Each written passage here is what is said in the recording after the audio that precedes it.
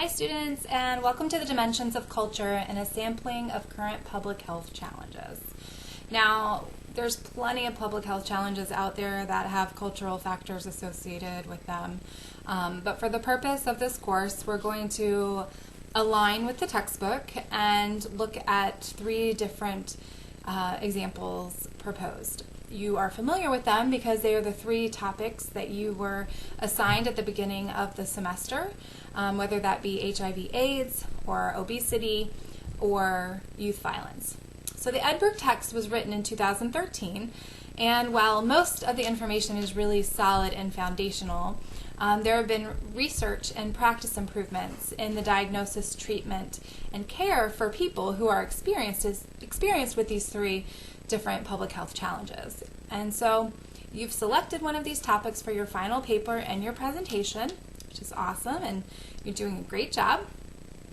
And you've conducted a literature review, you've looked at data, and you're starting to draft your paper and your presentation. So before we get into Chapter 9, I have posted a new method for you to submit your midterm exam. I have extended the deadline to next Sunday, November 8th, in order for you to submit it. It's a Word document, so what you'll need to do is download that and just add your responses, then save it, and then upload and submit it for grading. I apologize for the mix-up on Blackboard. I have no idea what happened to one of the questions and why it was repeating, while one of the questions was repeating itself, and then the other question wasn't showing up. But anyways, for those of you that did try to submit your exam last week, I provided your responses to you directly by email, so you can just copy and paste those into the Word document and then finish that last question. And so once you've got those in there, I will be happy to grade it. So for the purpose of this lecture today, I'm going to focus just on obesity and youth violence primarily, since these are the two topics that you've selected this semester. No one picked HIV/AIDS. I'll touch briefly on it, but we'll spend more time talking about obesity and youth violence. So, in that regard, please read the case studies 9.1, 9.2, and 9.3, and information about HIV/AIDS in the chapter for the quiz. So, ending the HIV epidemic has been a very specific goal of the U.S. Department of Health and Human Services probably for the past decade. The national initiative has solid funding and is prioritized in 57 jurisdictions, and this is through very strong support for data collection and analysis. Testing availability for HIV, though, has been diminished during the COVID-19 pandemic, and there are some concerns that target goals for testing and diagnosis will be missed for 2020. Still, at this year's International AIDS Conference, there were two groundbreaking treatments that were discussed. One was an injectable form of pre-exposure prophylaxis, or PrEP. You may have heard of it before, or seen the commercial on TV for Truvada. This is a pill form that you take on a daily basis. And the pill form is very effective in suppressing the viral loads of infected patients so much that the virus is literally undetected. So not full remission or a cure, but the medicine keeps the virus at a level that is undetectable, which is pretty amazing. So scientists are now looking at an injectable therapeutic done once every 8 weeks, which would do the same thing to reduce HIV incidence. If the viral load in a person is suppressed to the point that it's undetectable, then the theory is they can't transmit it to someone else because there's no virus to transmit. So there's definitely an appeal from a once-a-day pill to an injection every 8 weeks. So there's a lot of hope that this therapeutic injection will be kind of the next and up-and-coming treatment for patients who have a HIV infection. It's not approved by the FDA yet, but very hopeful that it will make it through all of the clinical trials and be on the market hopefully within the next 2 years. So PrEP is obviously very heavily marketed towards cisgendered men who have sex with men and transgendered women who have sex with men. This is a priority population, so this is where we would expect to see the marketing for such a product or a pharmaceutical. The second major treatment or groundbreaking finding was that there was a case in Brazil of an adult with long-term HIV remission who did not have a bone marrow transplant. Currently, the only way to cure or to bring full remission for someone with HIV infection is through a bone marrow transplant, which is very expensive and not very scalable to treating everyone that has an HIV infection. So this case in Brazil maintained long-term HIV remission for 64 weeks, which is pretty impressive, a little over a year, after a structured treatment interruption. Now, these are just promising practices right now because of the preliminary findings, and not identified as a cure, but definitely something that is hopeful to bring about some changes in the way that HIV is treated and within the populations that are a priority for that treatment. So in the early days of HIV and AIDS, there was so much stigma and discrimination that disrupted truly effective public health interventions. And today the cultural underpinnings are much better understood and appreciated as critical to the prevention of HIV and the healing of AIDS. All right, switching gears to obesity. Obesity is an important issue in America. I think everyone would agree with that. It has the mechanisms for causing cardiovascular disease, certain types of cancer, and type 2 diabetes, among a myriad of other health issues. Being obese is defined as having a body mass index of 30 or more. So check out Table 191 in your textbook. For the past 30 years, the prevalence of obesity has increased. Obesity is based on that measurement of body mass index, and we simply divide weight by height. So solidified by the National Institutes of Health in 1998, BMI categories were heavily promoted through the medical community and the public health field. So overweight, obese, morbidly obese, these categorizations came about, and the thresholds to be considered medically obese were lowered. So literally overnight, millions of Americans suddenly fell into that obese category. So BMI has been around a really long time, actually, and has a kind of a bizarre and a racist history. It was invented 200 years ago by a Belgian, Adolf Quetelet. He was an academic, and he studied astronomy and math and statistics and sociology. He did not study health or medicine. And many people, obviously, nowadays use BMI as a judgment on someone's character or health status. So kind of thinking back to those cultural factors or cultural underpinnings or beliefs, seeing someone who is obese or overweight, you create ideas in your head about why they are that way. Without knowing them. Everyone has sort of these presuppositions about or preconceived notions about the person's character or their behavior and as to why they are overweight or obese. Well, Quetelet developed the BMI calculation at a time when people of color were considered a separate species and savages by birth, in his words, as he described them. And it was a way to identify people by physical characteristics, almost, and in a way to link them to primates. Extremely racist. He believed that the mathematical mean of a population was the ideal, so combining statistics and sociology, and he developed this index based purely on and for white Western Europeans. And the index began to be used to measure fitness to parent, and later on even for eugenics. So eugenics is that systemic sterilization of disabled people, people with autism, immigrants, poor people, and people of color. So to rid the system, to rid the world of people who are damaged or savages. So anyone of a certain size, especially large, must have committed failures in their life, or there's something wrong with them in their personal health and well-being. They let themselves go. They must be pathological eaters. They're greedy and out of control. And so we have these attitudes around why people are obese or overweight. And in the public health and healthcare field, we've accepted BMI as the simple truth on obesity. And it has created the disparities. Remember I said NIH changed the thresholds, and literally one night there were millions more Americans who were considered obese. Well, Quetelet was very, very clear in his writings about not using BMI for measuring individual body build or health. It was for populations and designed for statistics, not individuals. And so weight wasn't considered a primary health indicator until the early 20th century. Actually, when U.S. life insurance companies began to compile height and weight tables to determine how much they were going to charge people, prospective policyholders, on their risk of life and death based on their weight.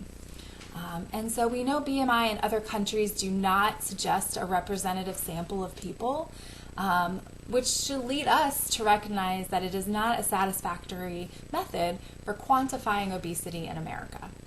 BMI fails to consider genetics and a ton of other more cultural factors, and is really a poor diagnostic tool and categorization for obesity. So the good news is that cultural conversations about fatness, health, and respect towards the autonomy of people and individuals is resurfacing and becoming more mainstream.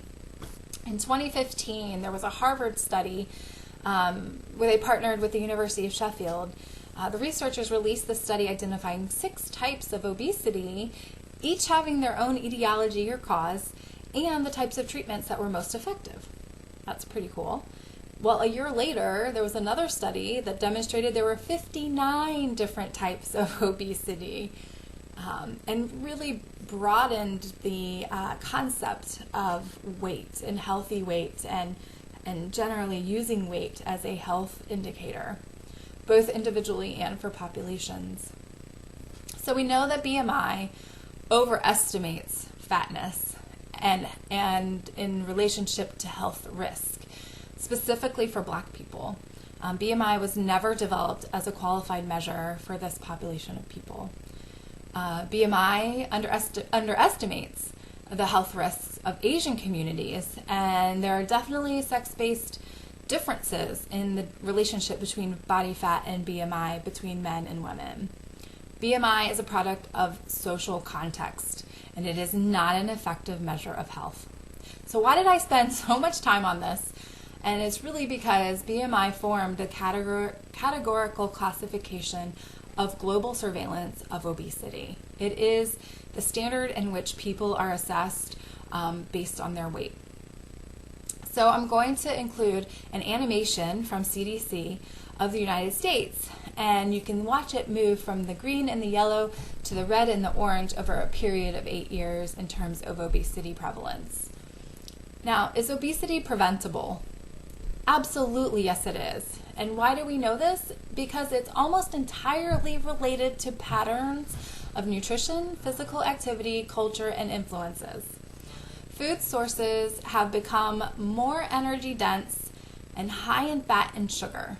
More flavorful foods trigger those neurotransmitters in the brain like dopamine, which gives us such good feelings. But I'll ask you for a second to stop and think about the foods that give you those warm feelings.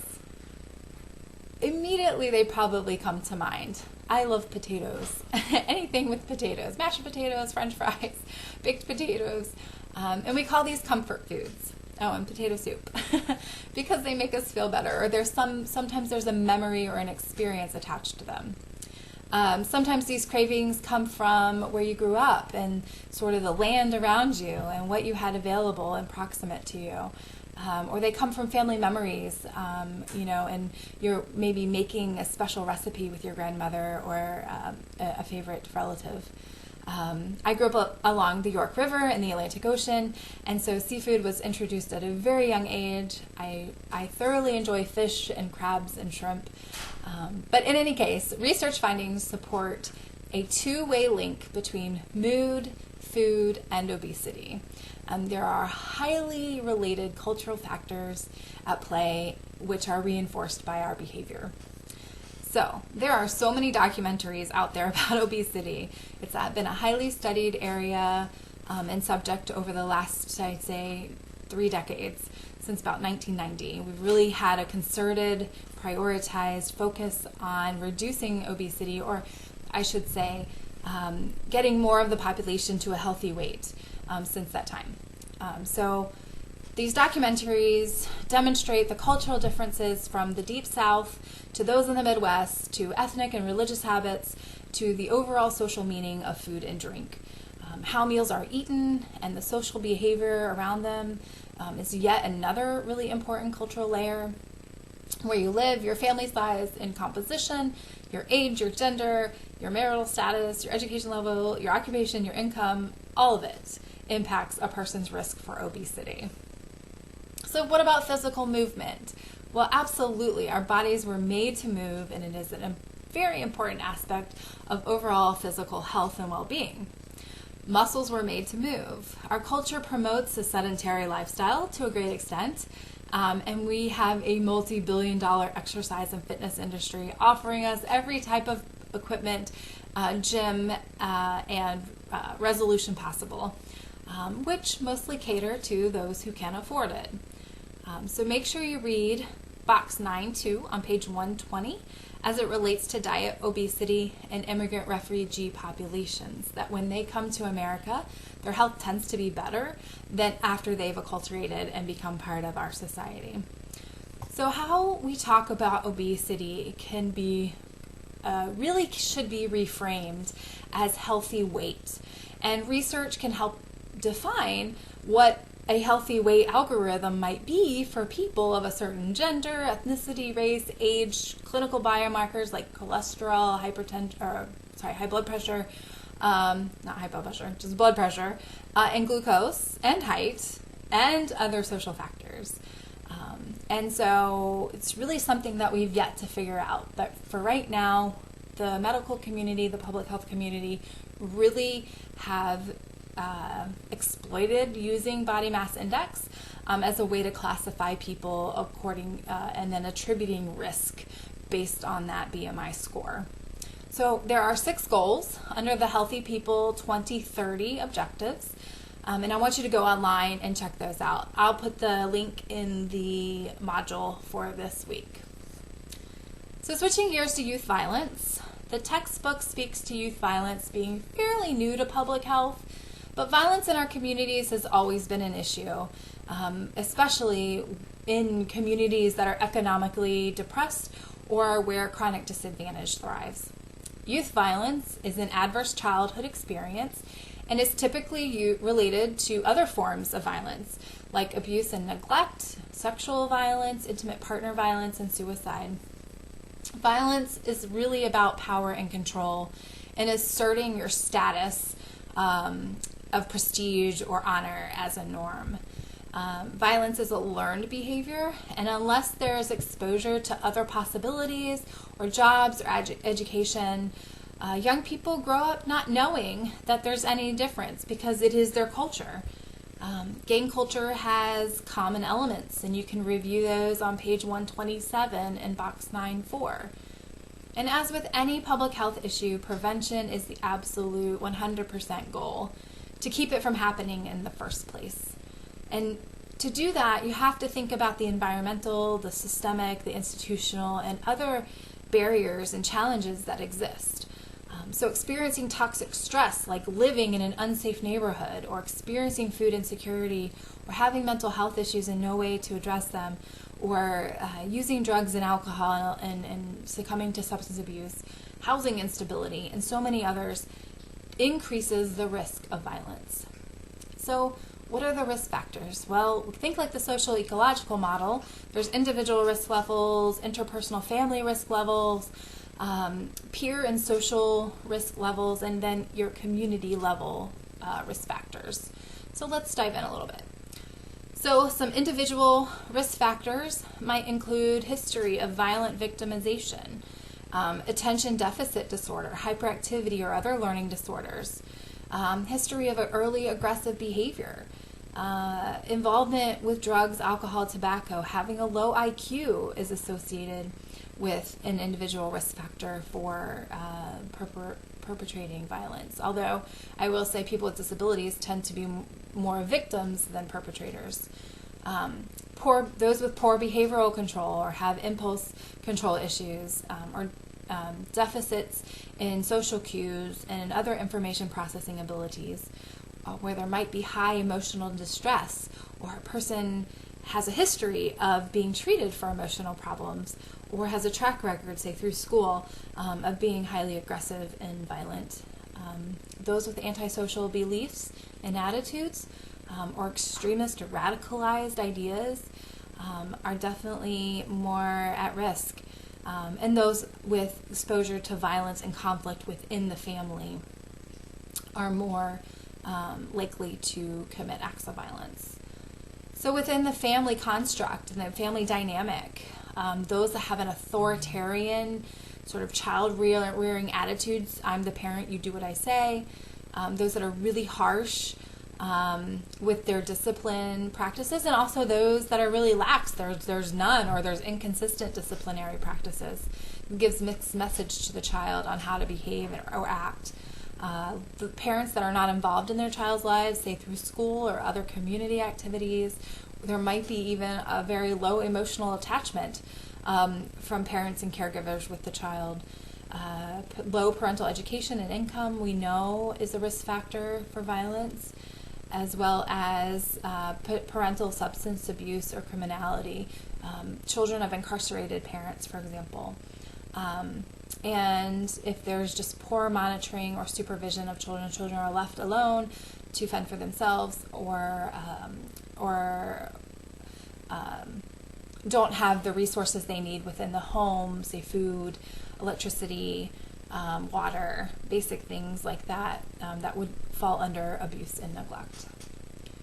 So when we kind of go up that next level to the peer and social risk factors, so when there's association with delinquent peers, say peers who have already been involved with the law enforcement system, or a detention center, maybe has spent some time there, involvement with gangs, bullying and social rejection by peers are two big risk factors that lead to violent actions among peers or among youth. Lack of involvement in conventional activities. Are they on the football team? Do they, are they in any clubs or activities or organizations at school? Do they participate in community service, and not in a punitive way, but in a giving service kind of way? But just generally low commitment to school, and a lot of failure at school. Poor academic performance has really gotten in the way of those that may be struggling with a learning disability or something else going on at home. So when we get to the community level of risk factors, it's generally communities and I don't want to overgeneralize, but in communities where there are very low economic opportunities, there's a high concentration of poverty, and a high level of transiency, people moving in and out very frequently, a lot of family disruption, or people moving in kind of couch crashing, and because they've lost their home or they've been evicted. Low levels of community participation. Maybe the community is sort of off the beaten path, or isn't readily accessible by other community resources like grocery stores or parks or post offices or whatever. And that means that the neighborhood is a little bit socially disorganized, or you might have kind of factions, if you will, within the community or the neighborhood. So all of the things I just mentioned are really what research tells us are these risk factors for increased levels of violence and aggression. Now, on the flip side, we know that there are things that are protective factors for perpetration and violence, especially among youth. So protective factors may lessen the likelihood of youth violence victimization or perpetration. And it's really important to understanding these protective risk factors, because they are equally as important as researching and understanding risk factors, the negative risk factors. So things that we know are protective for an individual: having an intolerant attitude toward deviance. And what that means is we don't tolerate when there is bad behavior, and we're going to try to get it corrected and accountability in place. People who have higher IQs, higher grade point averages, higher academic achievement, higher educational aspirations, generally have a heart or a mind for wanting to learn, and not so much academically, but it can be, where they enjoy being with people. There's a positive social orientation, and maybe, there's popularity or sense of belonging with their peers.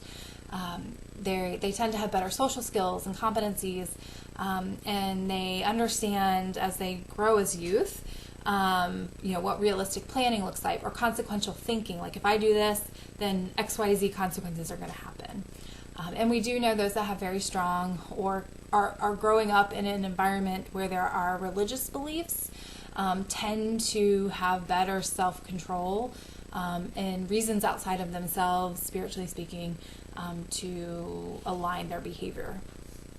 In terms of the family, connectedness to family and adults is really, really important. So there's family cohesion, but there's also relationships outside of the family, where there's trusted adults that can be confided in or outreach to if there is an issue or a problem. Being able to talk to your parents about your problems is a huge protective risk factor for youth. Kids that don't talk to their parents or struggle to talk to their parents about their life and about what they think and feel tend to go elsewhere for that need to be met. And oftentimes it's not to people who have their best interests at heart. So there is, in families that have a high expectation for their child to do well in school, to get a job, to graduate from high school, to go on to college, or to get a job in the field, so being a productive member of society when families have that expectation, that's protective against violence. Presence of family or parents, when someone is waking up in the morning, mom's home, dad's home, grandma's home, auntie's home. When you are coming home from school, someone's there to greet you. Families are sitting down for an evening meal, or when going off to bed. There's someone in the family dynamic that is there not only to supervise or to make sure everything's okay, but for nurturance and comfort. Definitely interaction and social activities and involvement in social activities is really, really important. Protective factor. Being in your community, whether it be through sports or clubs, organizations, or community service, or whatever it might be. And that a protective factor within families is constructive strategies for coping with problems. So there's not a maladaptive way of coping or an unhealthy way of coping, but the coping strategies that are used are meant to work through and process through whatever the issue might be in a healthy and cathartic way. So moving into those peer and social protective factors, the possession of effective relationships with those at school are strong and close and pro-socially oriented. So teachers have taken an interest in the youth and see potential in the youth and want to see the youth cultivate and grow those skills and develop their abilities so that they can move on. And there's sort of this reciprocal platonic encouragement that happens in that relationship dynamic. So there's a commitment and attachment to school because, if I believe that the school's investing in me and I'm doing well, then the school's going to have my back and continue to help me find what I need to be successful, whether that be through scholarships or college applications or whatever. Close relationships look like with strong friendships and relationships that, where youth listen to each other and they help to problem solve together, and primarily with non-deviant peers. So what that means is peers that don't get in trouble, peers that don't press the limits, or fail to obey the rules or the laws or whatever. And so membership in these types of peer groups, they don't condone antisocial behavior, right? So they're, even within the youth peer group, there are social norms and there are attitudes and beliefs and behaviors that can be deemed unacceptable. And that's actually protective. That's a strong protective factor for youth. And that last I'll say on this is that exposure to school climates that have these following characteristics: supervision, actually intensive supervision, clear behavior rules, firm disciplinary methods, and overall wide engagement between parents and teachers. Those 4 things affect a school's climate and are also very protective for youth in engaging in violent or aggressive behavior. One thing I want to mention is the Cardiff Violence Prevention Model, and it provides a way for communities to gain more complete information as to where violence concentrates, and by forming partnerships between hospitals, public health, law enforcement, and other partners. And it focuses on data collection and sharing that among the partners. So what they use the data for is they'll create maps which identify areas of high levels of violence being perpetrated, and they'll go in, these sort of coalitions using this model will then go in and say, well, maybe we need more green space, or maybe we need to remediate vacant lots and damaged buildings, rundown buildings, or maybe there's some ordinances that we need to strengthen. So it's really this multi-agency approach, schools included as well, that uses data strategically to improve the understanding of violence in the community and how to best address it and prevent it. Healthy People 2030 also has quite a number of objectives related to violence prevention. And so, again, I'll post the link for that, or you can go to health.gov and search them for yourself. So, thanks for listening. There's a Chapter 9 quiz to take after you've read the chapter. Watch the YouTube videos that are listed in the module, and submit your midterm exam, please. I will greatly appreciate that. I hope you have a great week.